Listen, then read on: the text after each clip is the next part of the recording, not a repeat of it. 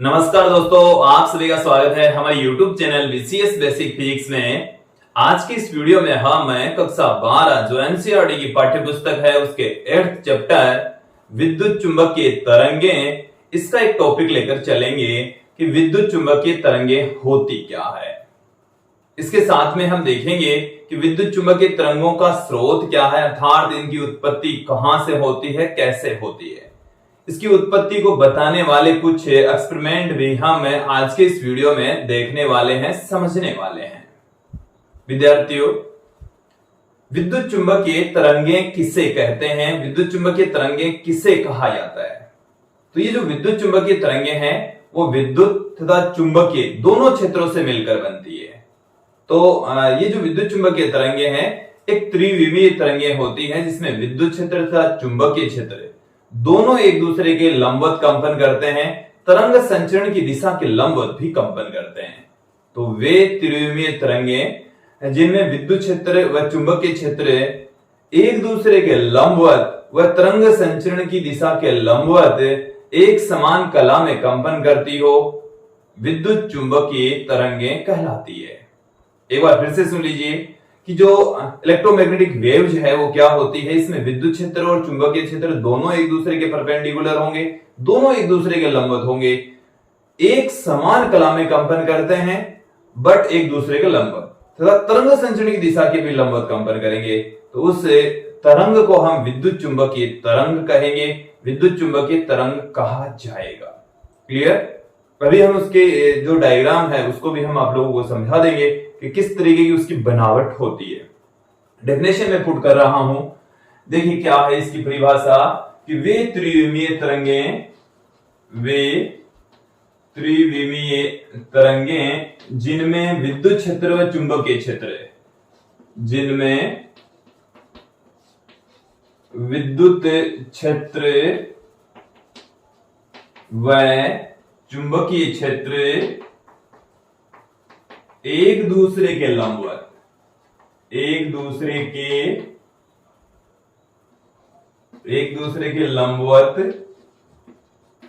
व तरंग संचरण की दिशा के लंबवत, एक दूसरे की भी लंबवत होंगे, साथ में तरंग संचरण की जो डायरेक्शन है उसकी भी लंबवत, तरंग संचरण की दिशा के लंबवत, तरंग संचरण की दिशा के लंबवत एक समान कला में कंपन करें, एक समान कला में कंपन करें, एक समान कला में कंपन करें तो उन्हें विद्युत चुंबकीय तरंगें हम कहेंगे, इलेक्ट्रोमैग्नेटिक वेव्स उन्हें कहा जाएगा। तो उन्हें विद्युत चुंबकीय तरंगें कहा जाता है, उन्हें विद्युत चुंबकीय तरंगें कहा जाता है, उन्हें विद्युत चुंबकीय तरंगें कहा जाता है। क्लियर? ये आप लोगों को समझ में आ जाना चाहिए। अब देखो, इसको मैं एक डायग्राम के जरिए आप लोगों को समझा देता हूं कि जैसे ये हमारे पास में एक कार्टेशियन कोऑर्डिनेट सिस्टम है। इस कार्टेशियन कोऑर्डिनेट सिस्टम में ये है एक्स एक्सिस दिशा, इसको मैं एक बार फिर से, ये हमारे पास में है एक्स एक्सिस डायरेक्शन और ये है वाई एक्सिस और ये है हमारे पास में जेड एक्सिस। ये तीनों एक्सिस मैंने यहां पर आप लोगों के सामने रख दी है, दिखा दी है। जो तरंग है वो एक्स एक्सिस दिशा में संचरित हो रही है और इस तरंग संचरण की दिशा के ठीक लंब दिशा में विद्युत क्षेत्र कंपन करता है। तो देखिए विद्युत क्षेत्र कैसे कंपन करेगा। विद्युत क्षेत्र के कंपन का जो तरीका है वो हम आप लोगों के सामने रख देते हैं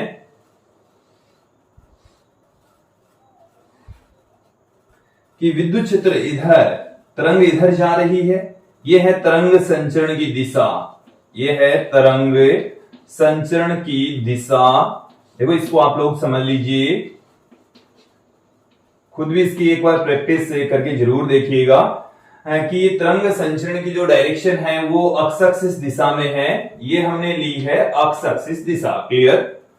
अब देखिए जो विद्युत क्षेत्र है इलेक्ट्रिक फील्ड वो वाई दिशा में कंपन करता है, अक्ष वाई तल में कंपन करता है। तो विद्युत क्षेत्र के घटक हैं वो इस दिशा में कंपन करेंगे, इस दिशा में विद्युत क्षेत्र कंपन करता है, इस डायरेक्शन में। तो देखो यहां से जो विद्युत क्षेत्र है उसका मान बढ़ता जाएगा, फिर घटेगा, शून्य हो जाएगा, फिर दूसरी दिशा में इसका मान बढ़ता जाएगा, और जो विद्युत क्षेत्र है उसके द्वारा अधिकांश ऊर्जा का संचरण होता है, इसलिए इन घटकों को हम प्रकाश सदिश भी कह देते हैं। फिर देखिए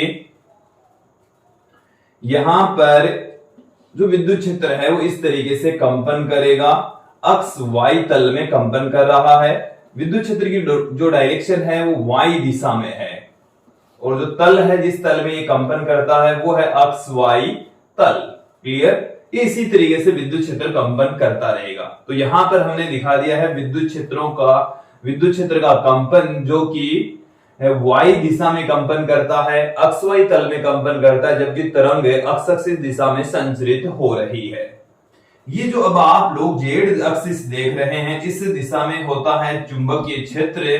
चुंबकीय क्षेत्र इस दिशा में होगा, इस दिशा में कंपन करेगा। ये एक्चुअल में जो जेड एक्सिस है वो इस बोर्ड के तल के लंबवत इधर है, इस तरफ है, और इसमें जो चुंबकीय क्षेत्र है वो ऐसे कंपन करेगा, ऐसे, फिर बोर्ड के अंदर, फिर बाहर, फिर अंदर, फिर बाहर, इस तरीके से ये कंपन करता रहेगा।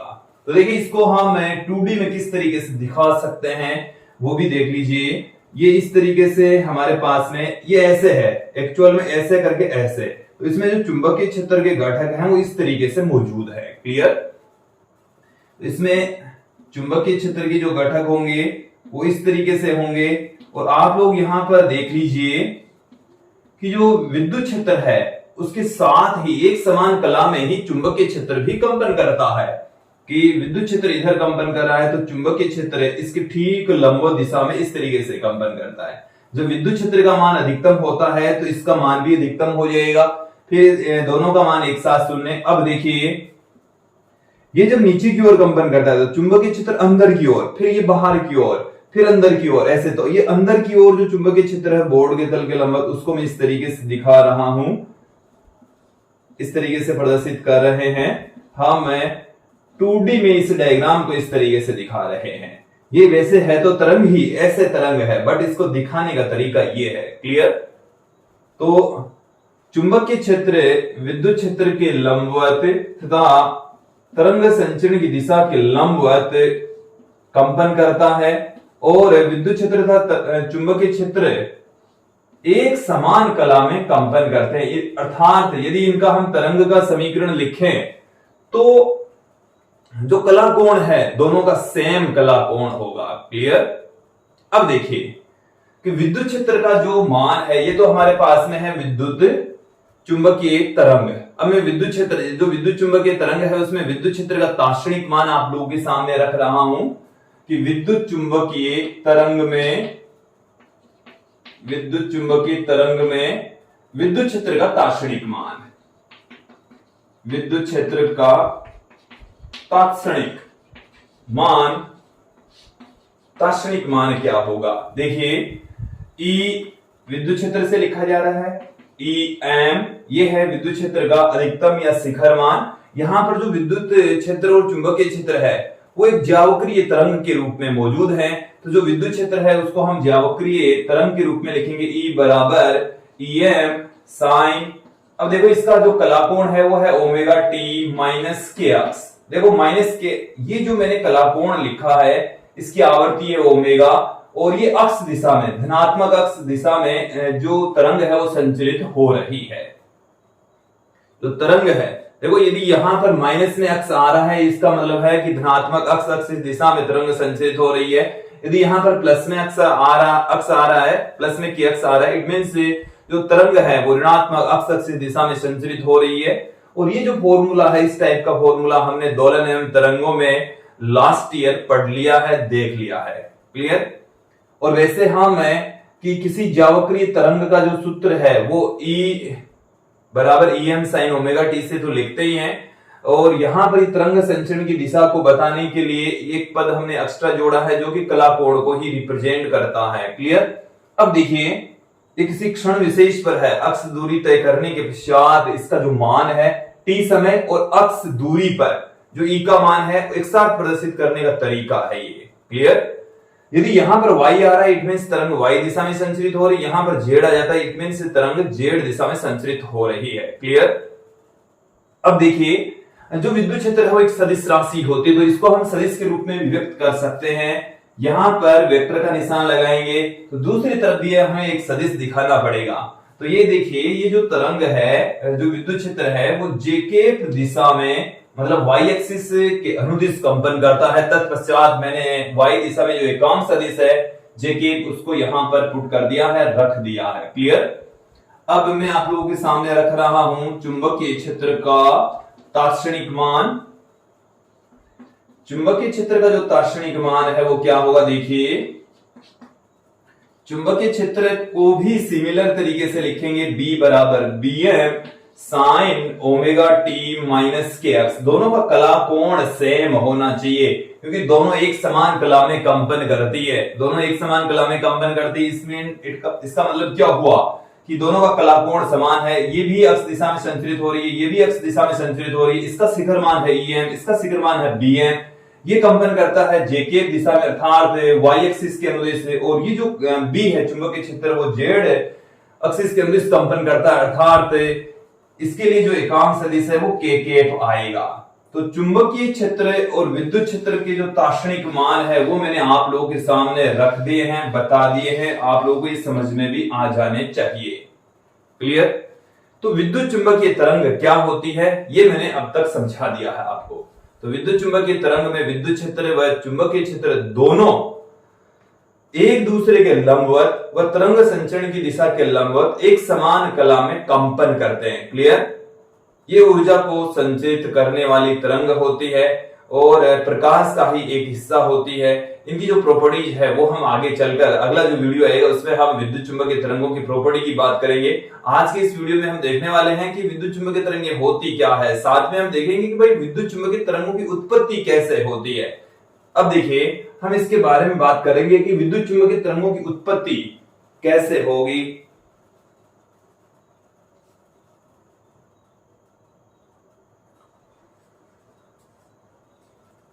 विद्युत चुंबकीय तरंगों की उत्पत्ति कैसे होती है, इनका स्रोत क्या है, अब इनकी हम चर्चा कर लेते हैं। तो विद्युत चुंबकीय तरंगों की उत्पत्ति का स्रोत हम देख लेते हैं।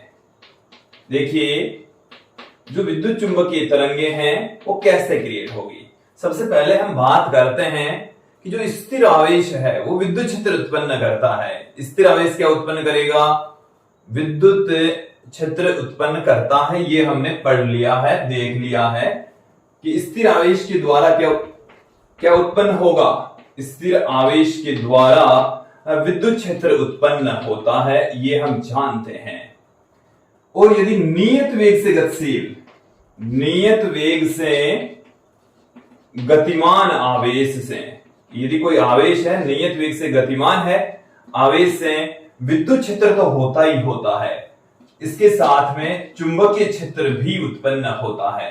विद्युत क्षेत्र तथा चुंबकीय क्षेत्र दोनों उत्पन्न होंगे जब कोई आवेश नियत वेग से गति करता है। तो अब देखिए यदि आवेश त्वरित गति कर रहा है, त्वरित आवेश से देखो विद्युत क्षेत्र उत्पन्न होता है, चुंबकीय क्षेत्र उत्पन्न होता है, साथ में इलेक्ट्रोमैग्नेटिक तरंगे भी उत्पन्न होती हैं, विद्युत चुंबकीय तरंगे भी उत्पन्न होती है, विद्युत चुंबकीय तरंगे भी उत्पन्न होती है। देखिए एक्चुअल में तो परिवर्ती चुंबकीय क्षेत्र उत्पन्न होता है। क्या उत्पन्न होता है, परिवर्ती चुंबकीय क्षेत्र। और जब ये है त्वरित आवेश से क्या होता है, परिवर्ती चुंबकीय क्षेत्र क्रिएट होता है, परिवर्ती बी क्रिएट होगा। फिर जो इलेक्ट्रोमैग्नेटिक वेव्स हैं वो एक इसकी स्पेशल कंडीशन है कि जब आवेश त्वरित गति कर रहा है और इसमें भी आवेश दोलन गति करता है। आवेश कौन सी गति कर रहा है, आवेश की दोलन गति से। आवेश की त्वरित गति कैसे हो, जब वो दोलन गति कर रहा हो तब विद्युत क्षेत्र चुंबकीय क्षेत्र के साथ में विद्युत चुंबकीय तरंगे उत्पन्न होगी। ये क्लियर कर लीजिए। तो इसका मतलब ये हुआ कि जो इलेक्ट्रोमैग्नेटिक वेव्स हैं, विद्युत चुंबकीय तरंगे हैं, उनकी उत्पत्ति का कारण क्या है? दोलन गति कर रहा आवेश। कि यदि कोई आवेश दोलन गति करता है तो विद्युत चुंबकीय तरंगे उत्पन्न होती है। ये दिमाग में फिट बिठा लीजिए। यदि कोई आवेश दोलन गति करता है, आवेश क्या कर रहा है? दोलन गति, तो वहां पर विद्युत क्षेत्र चुंबकीय क्षेत्र के साथ में क्या उत्पन्न होगी? विद्युत चुंबकीय तरंगे उत्पन्न होगी, ऊर्जा का उत्सर्जन होगा, और वो जो ऊर्जा होगी वो इलेक्ट्रोमैग्नेटिक वेव्स के रूप में होगी, विद्युत चुंबकीय तरंगों के रूप में उत्सर्जित होती है। क्लियर? तो विद्युत चुंबकीय तरंगों की उत्पत्ति कैसे होगी? आवेश की त्वरित गति से। जो आवेश है वो त्वरित गति कर रहा है। अब वो त्वरित गति भी कैसी होनी चाहिए? दोलन गति होनी चाहिए। यदि कोई आवेश दोलायमान है, दोलन गति कर रहा है, देन उससे इलेक्ट्रोमैग्नेटिक वेव्स की रेट होती है। क्या उत्पन्न होगी? विद्युत चुंबकीय तरंगे उत्पन्न होती है। क्या उत्पन्न होगी? इलेक्ट्रोमैग्नेटिक वेव्स उत्पन्न होगी। क्लियर? अब देखिए कि जो विद्युत चुंबकीय तरंगे हैं उनकी उत्पत्ति के कुछ एक्सपेरिमेंट हम देखने वाले हैं, समझने वाले हैं। देखिए कौन कौन से एक्सपेरिमेंट हैं। देखिए हर्ट्ज ने, हेनरिक जो हर्ट्ज हैं, उसने सर्वप्रथम विद्युत चुंबकीय तरंगों को प्रयोगशाला में प्राप्त किया। उनका जो एक्सपेरिमेंट है वो क्या है देख लीजिए। इनके एक्सपेरिमेंट को आप लोग एक बार समझेंगे। देखिए इन्होंने क्या किया, हर्ट्ज का प्रयोग मैं आप लोगों को अब समझा रहा हूं। हर्ट्ज का प्रयोग, यदि आप लोगों को हर्ट्ज का जो एक्सपेरिमेंट है वो समझ में आ गया तो मार्कोनी का जो एक्सपेरिमेंट है वो भी समझ में आ जाएगा। तो विद्युत चुंबकीय तरंगों से संबंधित जो एक्सपेरिमेंट है सर्वप्रथम हर्ट्ज ने किया था। हर्ट्ज का प्रयोग हम यहां पर देखने वाले हैं। फिर उसके पश्चात जगदीश चंद्र बसु, जो कि भारतीय वैज्ञानिक हैं, जगदीश चंद्र बसु, इन्होंने भी विद्युत चुंबकीय तरंगों की खोज की। और इसके साथ में मार्कोनी ने भी विद्युत चुंबकीय जो रेडियो तरंगे हैं उनकी खोज की थी। अब देखो तो पहले विद्युत चुंबकीय तरंगे सर्वप्रथम हर्ट्ज के द्वारा प्राप्त की गई। क्या था? इन्होंने दो धातु की प्लेटें ली। क्या ली? धातु की प्लेटें। ये एक धातु की प्लेट है, ये एक दूसरी धातु की प्लेट है, और दोनों एक दूसरे के समांतर रखी हुई है। दोनों क्या है? इनको समझ लीजिए, जैसे मैं बोल रहा हूं वैसे वैसे आप लोगों के दिमाग में फिट हो जानी चाहिए। ये दोनों प्लेटें मिलकर, ये दो प्लेट है और दोनों प्लेटें मिलकर एक संधारित्र का निर्माण कर रही है। ये दोनों प्लेटें मिलकर क्या कर रही है? संधारित्र का निर्माण करती है। इससे एक कुंडली जुड़ी हुई है, इससे भी एक कुंडली इस तरीके से जुड़ी हुई है। क्लियर? अब इन दोनों प्लेटों से इस तरीके से एक घुंडी जुड़ी हुई है। क्या जुड़ी है? ये हमारे पास में है ए और बी, दो घुंडियां हैं। ए व बी क्या है? धात्विक घुंडियां, धातु की बनी हुई घुंडियां हैं।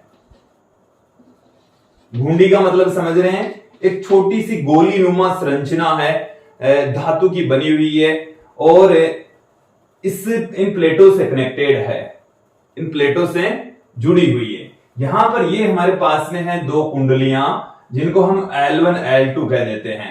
L1 व L2 क्या है? कुंडलियां है, कुंडलियां है। क्लियर? और इनके बीच में हम लगाएंगे यहां पर उच्च विभवांतर, उच्च विभवांतर यहां पर हम आरोपित करेंगे। क्लियर? इन दोनों कुंडलियों के बीच में। तो देखिए जब इन दोनों कुंडलियों के बीच में उच्च विभवांतर यहां पर लगाया जाता है तो यहां पर हमारे पास में दो अन्य घुंडियां और है। ये है संसूचक, पूरा का पूरा। संसूचक का मतलब है कि पता लगाने वाला यंत्र। तो यहां पर विद्युत चुंबकीय तरंगें उत्पन्न हो रही है या नहीं हो रही, इसका पता यहां पर लगाया जाएगा। क्लियर? तो देखो एक्चुअल में होता क्या है, देखो मैं जो बोल रहा हूं उसको आप समझ लेंगे कि यहां पर उच्च विभवांतर लगाते हैं। ये जो उच्च विभवांतर है वो कई हजार वोल्ट का होता है, कई हजार वोल्ट का होता है।